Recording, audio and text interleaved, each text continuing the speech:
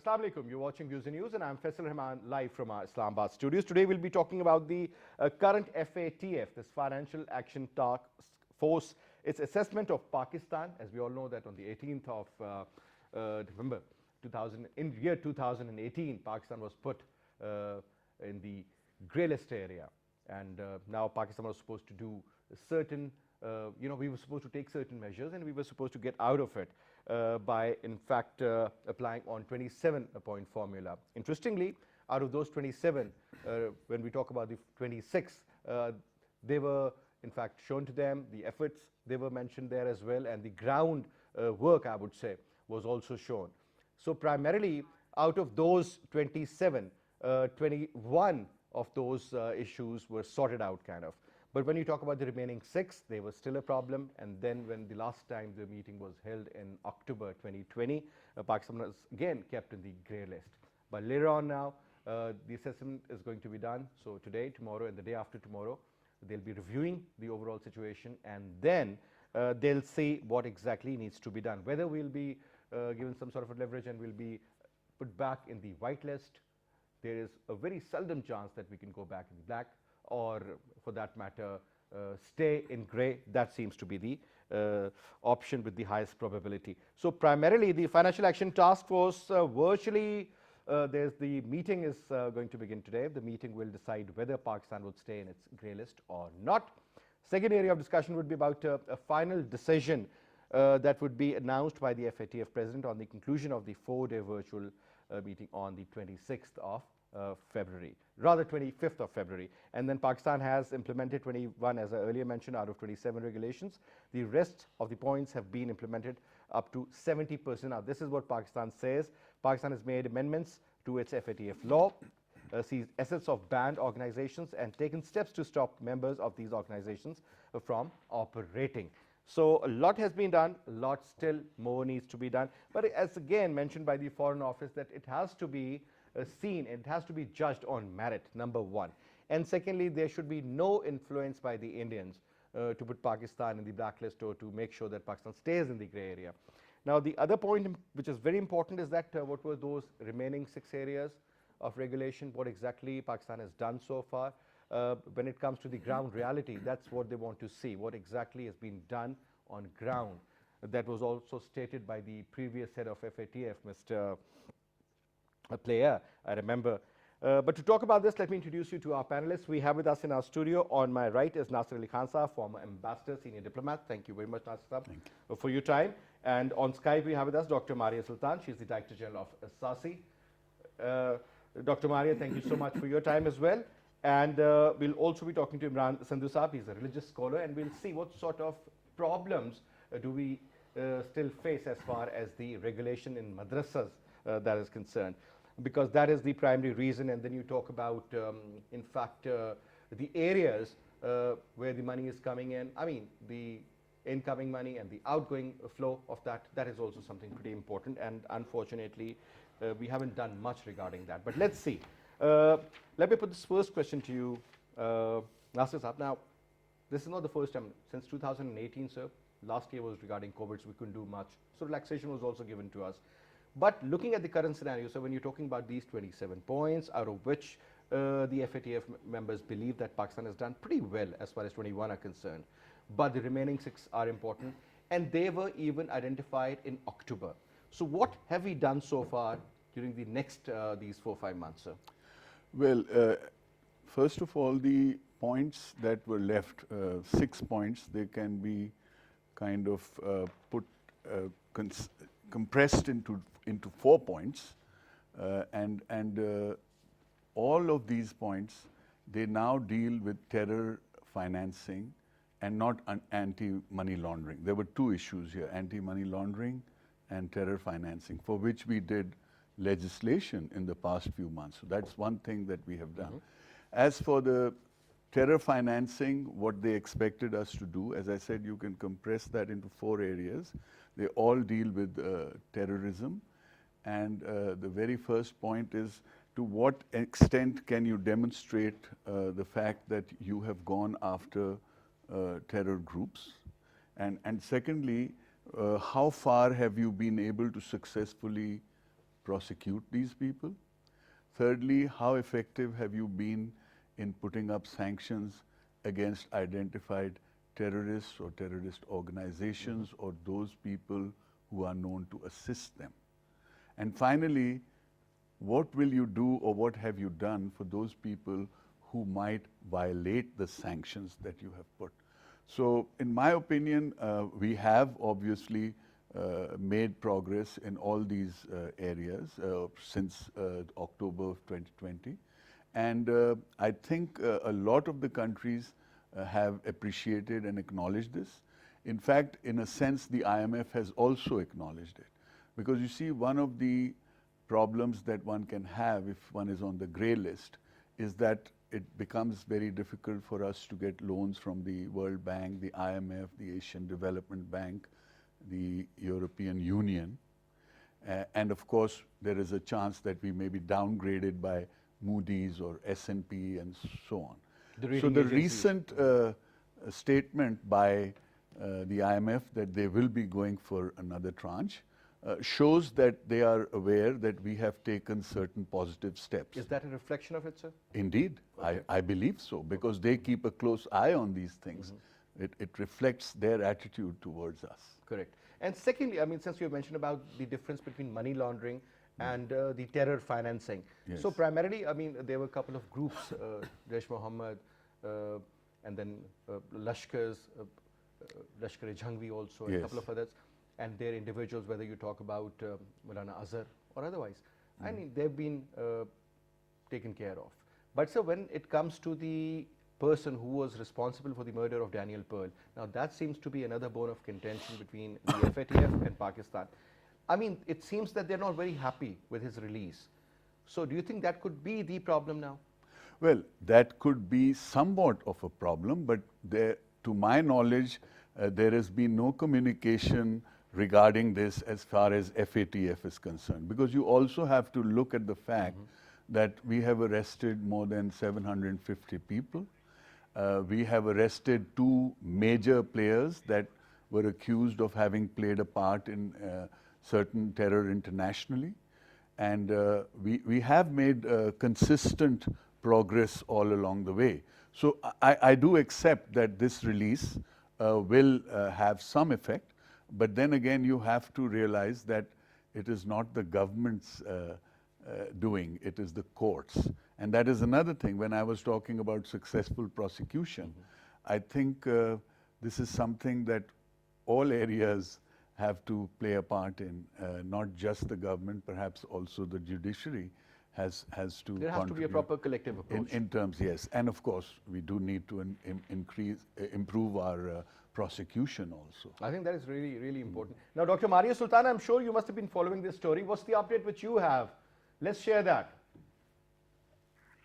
I think it's quite accurate and on the ball with regards to the commitments as well as the steps which the government of Pakistan has taken with regards to addressing some of the recommendations and some of the factors which the Financial Action Task Force had put in for Pakistan and even in their MER report.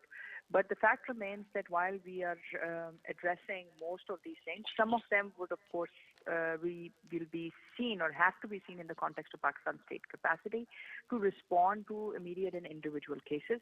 Number 2, we will also need to see how we build up the implementation factor, whether it comes to,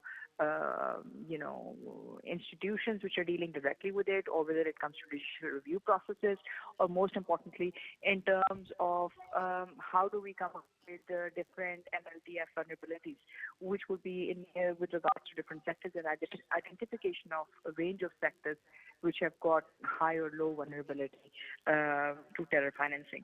So I think this needs to be seen in that context, and Pakistan, by and large, has done more than what is been perhaps done elsewhere. And this is primarily because of the reason that we believe that countering terrorism is Pakistan's top priority. But that said, some of the timelines, some of the new assessments which are being placed on Pakistan are a bit more unrealistic in terms of whether or not our existing laws, structures have got the space within them to respond to certain individual challenges which we face with regards to implementing these things. Now, Maria, there is another point, and that is regarding a couple of statements issued by the Foreign Office also. They said that if everything is done on merit, most likely Pakistan is going to get out of this grey list. And Pakistan has got support also. But having said that, now, when you talk about these issues regarding the madrasas, or for that matter, their financing, I mean, that seems to be the real issue here. And that was actually the problem in October too. So do you think, I mean, because and recently No, I was listening to a story, Marian, that was about these all these clerics. I mean, they said that the Imran Khan government wants to take over the madrasas and everything, and we would protest and we would be on the roads just in case. So if that kind of threat prevails, what should we do now? I think we need to be a little cognizant of it. Whatever Pakistan has up till now done has been more than enough. In terms of what you can expect a state to do. Like I said, it's a question of state capacity, one. Number two, it is also a question of whether or not FATF is actually a neutral body when it comes to looking at cases. Let's not forget that in 2010 and 2019, both times when Pakistan's name was put into blacklist, India was the one which was chairing the Asia-Pacific group. Let's not forget that it has also been politicized in terms of putting pressure where it was not seemed, where it did not seem that it would be the primary effect. While we do want to regularize our madrasas and there is no two thoughts about it, but at the same time, we also have to understand that it's not a small amount of people. It needs to be done where the state's capacity is enhanced, and it will be a stepwise approach. Similarly, the same order goes for Pakistan's Postal Service as well, and also some of the other auxiliaries which the FATF is put into its recommendations. So what they're expecting is that they want all these magic changes in a very small period of time, and to show performance according to the indicators which they're looking at. The fact is that the state has to respond to ground situations, one. Number two, it needs people to understand the importance of this instrument, an international instrument, which is going to work towards better security for them. And there needs to be a national dialogue on it, and in terms of how you want to progress and how far you want to progress, or is this going to become another tool for us of international pressure?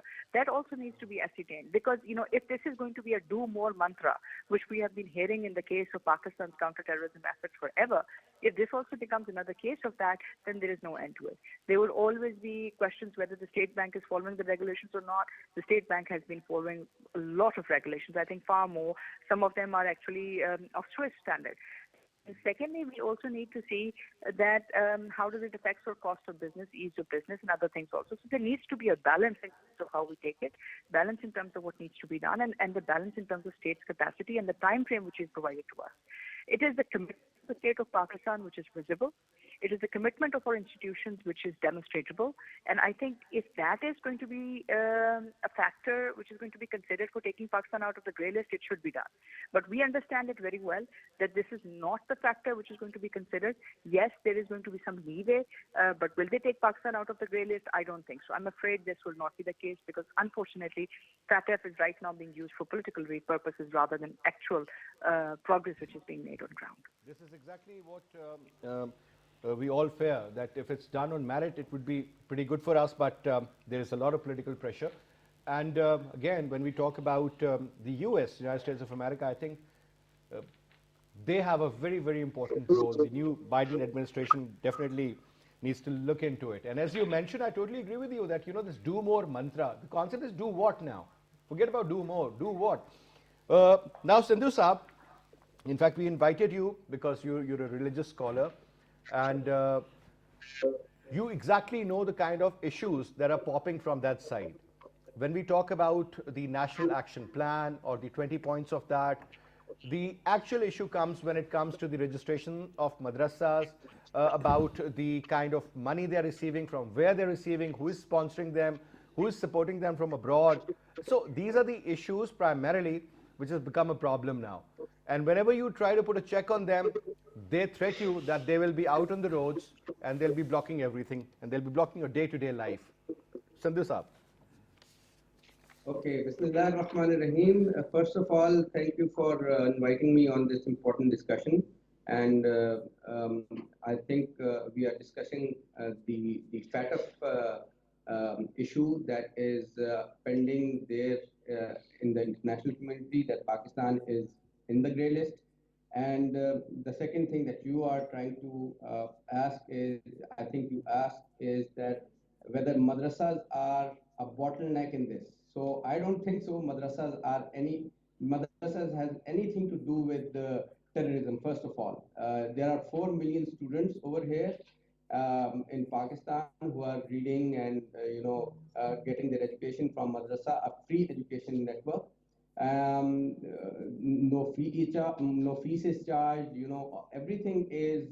If there is a kind of a terrorist activity going on in the madrasas at a mega scale, would we be talking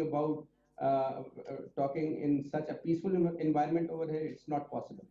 There are certain paradigms that have been imposed upon from some of the factions of the international community that try to paint madrasas as terrorist organizations. They have been doing it from centuries. Madrasas from centuries, however, have given education to the public, not only in Pakistan but all over in the Muslim world. So when you say that madrasas uh, do not want to get registered, this is again a story that has no basis actually. Madrasas are registered with Wafaqul Madaris Al Arabiya, and Wafaqul Madaris Al Arabiya is already registered as an organization. There are 5 wifaqs that are registered and recognized by University Grants Commission. And with the legislation and with the contracts that have been made by madrasas, that have they have brought them under the umbrella of education, Ministry of Education. So they operate under the Ministry of Education. Uh, the madrasas have had nothing to do with Ministry of Interior or Ministry of these ministries. So I don't think so. Madrasas are ever going to be a part of the problem. They were Rather, issues they are going regarding to their be curriculum, number part of one, the solution. about the finances, number two, and in particular, all those leaders. I mean, there's a lot of political leaders who are also running the madrasas. Uh, Primarily, it seems that they have made it a political issue rather than something which they should do and look into it, because at the end of the day, registration and the flow of money, that is very important. This is exactly what FATF wants to see. Do you think they have done enough? I think they have done more than they should have done. Like the National Action Plan. After all the ulama of Pakistan got together and they gave the bayani, or they gave a consent to the National Action Plan, as well as the national the national storyboard of Pakistan. They are part of Pakistan. They have been part of Pakistan. Yes, there are issues. I would say CBM's type. There are points like CBM's confidence building measures between the Ministry of Education and the Madaris with regards to the national curriculum that is being devised, and they have agreed to that curriculum. But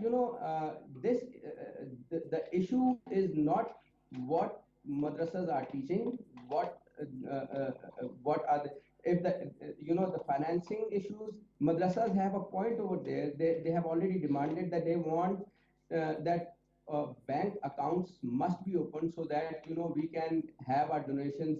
Or Sidhu Sahab, I'll just get back to you. I'll just get back to you on that. But now, Sahab, there's a story of 7th of February this year, 2020 rather, and very importantly, about a year ago, it says that Madrasas Reform Efforts at Risk as representative body, Ishan's government help. There were issues, there are still issues, and there will be issues in the future also. And interestingly, when we look at the registration, I still remember when the government was really, trying its level best to implement this national action plan. Couple of police constables went to a madrasa and they were given the register or the folder in which the details were there. They couldn't understand that because this is not the job of an ordinary person. An accountant needs to be there to understand. Now, the capacity primarily, that's what I'm saying. I mean, and there's so many small madrasas, you still collect chanda to build your mosques in the villages and so on and so forth. I mean, it's a culture, it's a ritual rather. Now, over there, sir, when you talk about anything against madrasa or any reform or anything which the Maulvi or the cleric of that village doesn't like, it could go totally against you. Yes, first of all, I'd like to clear the fact that, you know, as far as the FATF is concerned, it is the Financial Action Task Force. So they would be more concerned with the financing of madrasas and where the sources are from, etc., etc. So it has very little to do with the curriculum. They have no Because say. Nasir bhai, the point is that these people believe, the Westerners in general, Yes. that these madrasas, they are Indeed. the factories where terrorism. That's a separate subject. I mean, whenever we discuss terrorism or Pakistan's problems internationally, yes, people do talk about these things. And that is a debate. And there's a one side that says that, you know, it's unfair that you take all madrasas to be hotbeds of terror and things like that, which in my opinion is entirely true. They are not all like that.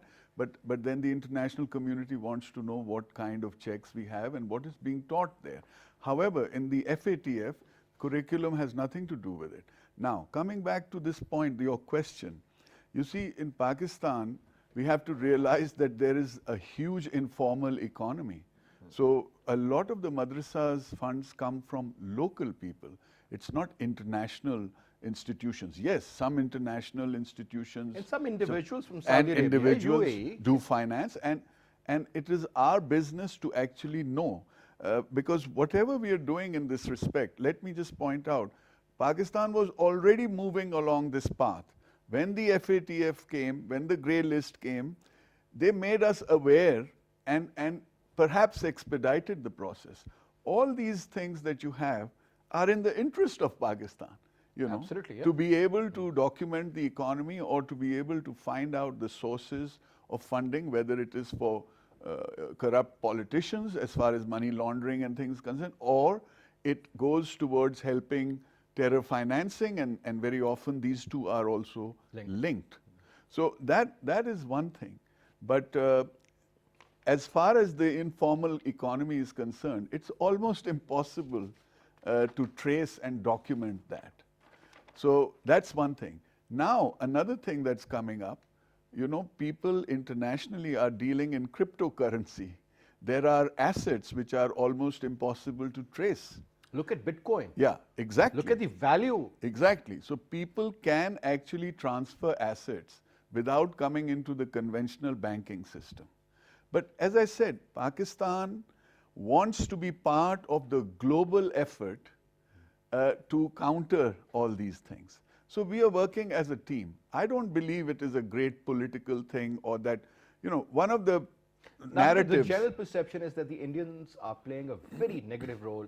They're maligning Pakistan left, right, and They center. would. Look at this latest issue of EU Yes. Infolab. I mean, this Infolab, I mean, primarily was there. It was operating in more than 170 countries. Yes. And the reason why it was created, we all know. So I think such institutions can play a very negative role. And on top, when it comes to India, sir, people say that Pakistan always gets India-centric in the same cases with them also. But it's a reality, unfortunately, that wherever you would see Pakistan progressing, you would see a check coming from the Indian side. Well, the point I'd like to make is this. It's really ironical in the sense that whatever terrorism remains today in Pakistan, domestic terrorism, Pakistan is not known to be part of an international terrorist effort, okay, these days, today. So whatever domestic terrorism remains in Pakistan, most of it is funded and financed by the Indians. And we have shown the international community sufficient proof of this.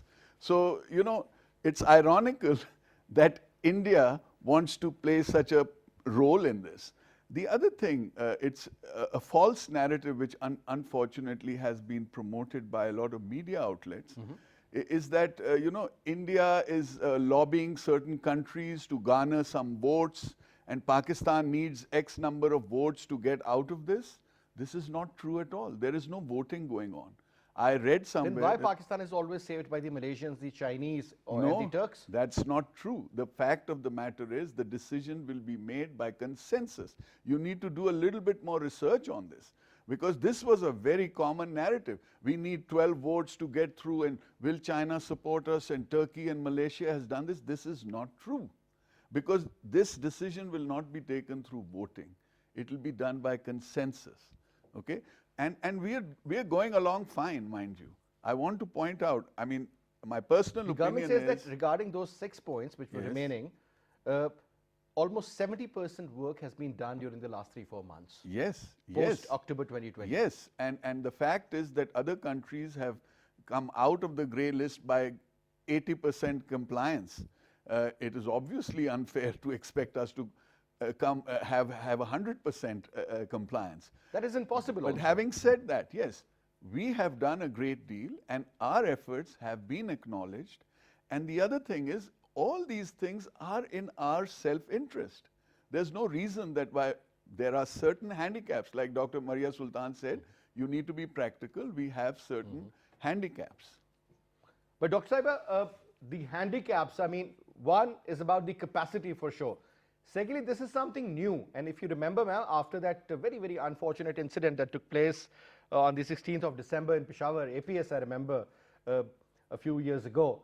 And right after that, we had this National Action Plan. And then, ma'am, when it comes down to the real implementation, a lot of issues were raised that people who are handling or who are working in the NAP department are not fully functional.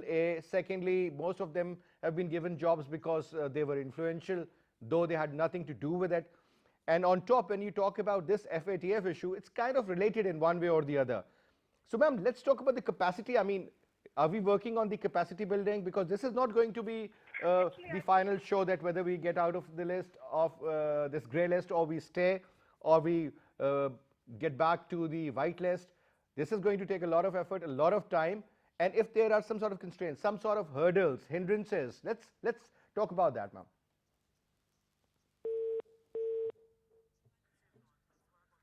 All right. Sindhu Saab, let me put the same question to you, sir. So what was the question? Sorry, could you I was please saying repeat that it? what sort of hindrances do you see, the kind of challenges which Pakistan might face in the future regarding the implementation on ground and otherwise? Well, Pakistan is far behind as far as the systems are concerned. That is to be like that everybody knows. Like the Federal Board of Revenue and all these, although they are trying to digitalize the economy, but our small business, our small madaris, they have a capacity issue. They have a capacity issue for sure. Like it cannot be digitalized over like in a wink of an eye. Maybe 10 years, 20 years, 30 years as the capacity we build. So we really need to focus on developing our institutions, the Ministry of Education, Ministry of Interior, all these ministries, so that we can organize ourselves better to become a major stakeholder, or at least a stakeholder in world's economy. As you can see, the CPAC is coming into Pakistan. Lots of trade has to come through Pakistan. So unless or until we really work hard in terms of digitalizing the economy, we would not be able to, step up with the requirements that are needed. But again, I would say you asked me a question that where the funds come from. These massages and these madaris, they normally collect funds on the day of sermon, like 10 rupees, 20 rupees, 100 rupees, 500 rupees. So it becomes really impossible to, for a small masjid to have an accountant. They can barely take, the imams barely take the salary. So 90% of madaris are I would say 95% of madaris are very small, and they are spread over the grassroots. So there are only a few, maybe 20, 30, 40 big madaris. Other 70, 80,000 madaris are very small, and they have the capacity issue. On the other side, I would say, all the terrorism that we have seen from our eyes, like the Peshawar incidents, then a few months ago, a bomb blast went off in a madrasa. Both madaris and schools and institutions, they have experienced this, foreign entity known as terrorism into ourselves. So, and when we track those things, all of those things come from outside of Pakistan. like Kulbhushan Yadav and all these things that has gone through, that we have seen, we have witnessed. So I would demand from the international community that they should hold those people accountable who are sending foreign agents into Pakistan to do this terrorism. Pakistan is not a house of terrorism. Rather, this terrorism is being done by states that have some kind of issue with Pakistan. All right. Now, Dr. Maria Sultan, there was this report, and the PTI government, in fact, very categorically mentioned that some of the European countries, they don't want Pakistan to get out of the grey list. And interestingly, the host, France, they want Pakistan to be kept in this grey list. Now, when you have got countries like France against you, let me be very, very clear here, then if France is not happy with Pakistan for whatever reason, and there has been an issue, if you remember, their ambassador was also summoned after that cartoon issue. But what I'm saying is that this kind of a bias could also lead to some sort of an issue for Pakistan. I think there's no denying the fact that we are dealing with a very uneven set of cards. That is for sure. And there should be no two opinions in our mind that this is what we are up against.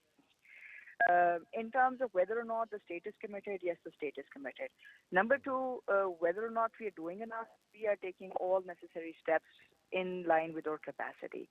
Is this enough? Unfortunately, it's not going to be enough. The reason is they are expecting from us first world standards in terms of tracing and creating spaces for closing all financial loopholes, which even in their case, most of these, if you look at ISIS, financing, when you look at different financing, we see a lot of it also has different epicenters, and these epicenters are unfortunately not all in the developing world. Some of them also have got footprints from the developed world. You have tax haven places, you have got places out of Cayman Islands, you have got places where all these, different frameworks exist, which have been used by terrorists. And most importantly, we also see something like what, with regards to cryptocurrency and other factors. The problem which we are facing at this moment is that while we are taking all these steps, the threat of linking FATF as a precondition for IMF or precondition for other international aid mechanisms affects Pakistan's economy. It affects the trust in which people think that they need to take all these steps. And then last but not least, we need to, let's not forget the fact that we do not have a very educated population. And so when you don't have an educated population, that basically means they would not be in a position to take formal they would not be formally participating in these formal networks of financing, and it would be difficult for them. We will have to address that gap. We are not ready for that. France is not just a question of, the cartoons, which is leading France to act this way. Let's not forget that France is one of the biggest defense suppliers to India, one of the biggest nuclear energy suppliers to India as well. So they are in one way not only partners but also very important partners when it comes to their national positions in terms of what they think this region is supposed to do.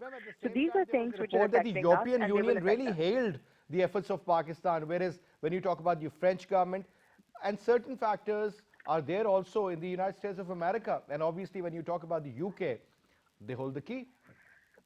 Well, and if consensus is going to be the name of the game, then we are in trouble. Because this basically means that it's not going to be the steps which we have taken. They are not going to be an impartial review of these. This would mean that there would be cases in which we'll be facing international terrorism, which we have faced from India. And I think most of the panelists agree on that account. And with regards to whether or not there has been an equal-handed approach or an even-handed approach, no.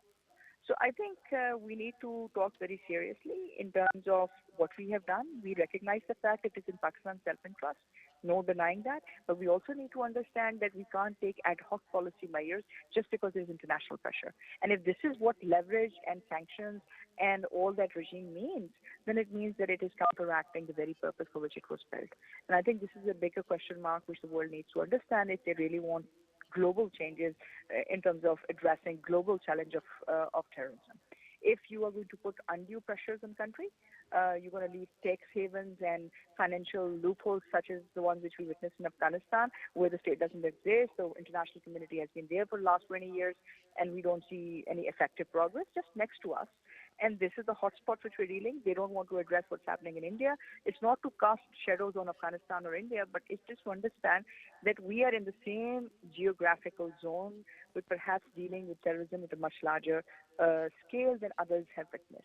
Yes, we are serious. Yes, we understand the importance, but at the same time, it needs to be a realistic timelines and realistic objectives that need to be given to the state of Pakistan. All right, thank you very much, Maria Sultan, for your time. Thank you so much. Now, another issue, sir. When we talk about, I mean, there's a very interesting story written by our friend Khalik in Dawn, and he says that the House of Jewry, I mean, they're divided. Maybe they're confused, maybe do not know exactly what has been done, and they've never handled a country for that long regarding this particular issue, because we only hear about Pakistan when it comes to FATF. Though two countries are still in the backlist, one is North Korea, one is Iran. So primarily, we were not sure. I mean, I don't look at Pakistan from that perspective. What exactly have we done that we have been put in this grey list? I mean, there could be a problem, but Pakistan is a responsible nuclear state. Just imagine, and still, you know, they blame Pakistan for everything, for which the Indians should be blamed. They have created a perception, the Indians primarily, Nasab. Don't you think that that perception is the actual problem? Well, yes, that is certainly part of the problem. The point is, you see, as far as Pakistan being on the blacklist ever or in the near future, that is certainly off the table. You can take that from me. So as far as staying on the grey list or getting off it is concerned. There's no time limit for that, sir? No, the point I'm trying to make is, right now the situation that we are in, as far as getting off the grey list is concerned, of course, I have to say COVID plays a big part in slowing down everything. So as far as getting off it is concerned, on the 25th of this month, I cannot be absolutely sure, but if not, then I'm pretty positive that in June we will be off this list, because I know that there are steps that we have taken that have been recognized. The question is, you have to be seen to make progress. If you take the example of the Anti-Terrorist Act amendment that we made recently, it allows the investigating officers a lot more powers to actually keep tabs on terrorists, okay, with certain permission from the court, but then he is now allowed to watch his computer, his communications, his finances. So it will essentially make him more effective. Again, this is for the benefit of Pakistan as well as the global community. So they do recognize it is impossible. As you're saying, there are so many loopholes that apply to all the countries. But we cannot say we are not able to do this, but what about so-and-so and what about so-and-so? This whataboutery does not gel with them, with anybody. But I do not believe, of course, people put pressure. Countries will put pressure even when you're going into an IMF negotiation, because they have certain influence there. They are major funding. Every country has its own interest. So similarly, there is certain pressure being used, being put on Pakistan, and there's some politics being played. But at the end of the day, I'm absolutely sure that neither the European Union or the United States wants to see an economically weaker Pakistan, and especially as the Afghanistan problem still exists, and especially as the United States plans to withdraw forces from Afghanistan. So all in all, I am carefully optimistic, but I cannot say to you that on the 25th they will say that we are off. I'm hoping that they will, because I think we've done quite a bit.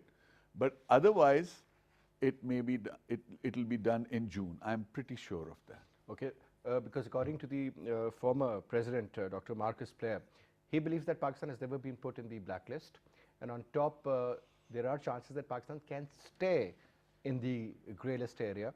But those 6 points are, again, they hold the key. They are so important that we need to really see what sort of progress has been made on ground. So Nasab, when we talk about on ground, I mean, there is a concern, because when you look at the Indian media, they're always talking about Jamaat-ud-Dawa's chief or Jaish-e-Mohammed chief, Hafiz Saab or otherwise, and they want these two characters. And then now the Daniel Pearl's killer who was acquitted, I mean, that is again, they have become very, very, certain, and they are taking that as a lead story. They are making that the headline. So the point is that, when people read that out, definitely it makes a lot of difference. I agree with you. Perceptions do matter, and there are people who want to promote such perceptions for their own good. But we are FATF is in discussions with the government of Pakistan, the executive. Now, what has happened in Daniel Pearl's case is most unfortunate.